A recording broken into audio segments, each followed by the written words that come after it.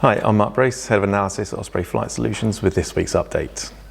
This week, the Osprey system has registered a total of 2,711 incidents, and the analysis team has published 37 alerts since last Thursday, of which 11 were critical. A lot of those were obviously related to Afghanistan, covering the attack at Kabul airport and the completion of withdrawal operations, leaving Afghan airspace uncontrolled and airports without any services or ATC.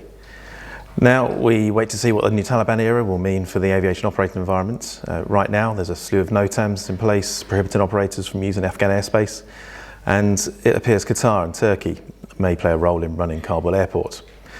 But so much is unknown in terms of longer term Taliban intentions and the threat from other extremist groups, and there are operational decisions to be made on alternative flight routings through the adjacent airspace.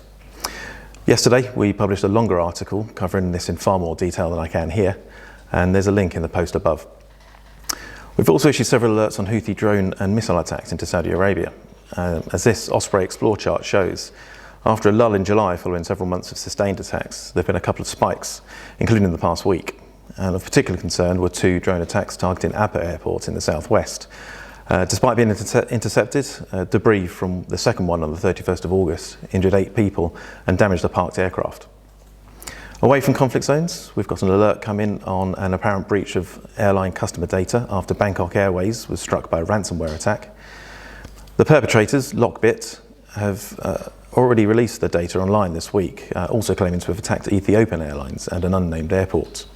Bangkok Airways has confirmed the attack, but it's unclear how many customers may have been affected. In COVID-related news, the European Commission has removed several places, including the US and Israel, from its list of epidemiologically safe countries due to increases in infection rates, meaning EU member states will be encouraged, but not obliged, to reimpose tighter travel restrictions, such as testing and quarantine.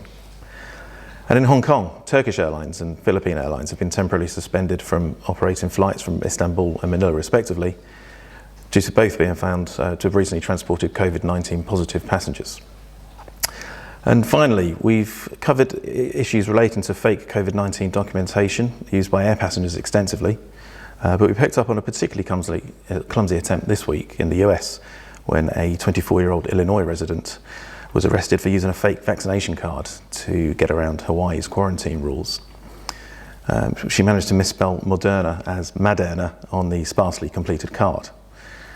So instead of just getting a free jab, she now faces prison. That's it. Thanks for watching, and please join us again next week.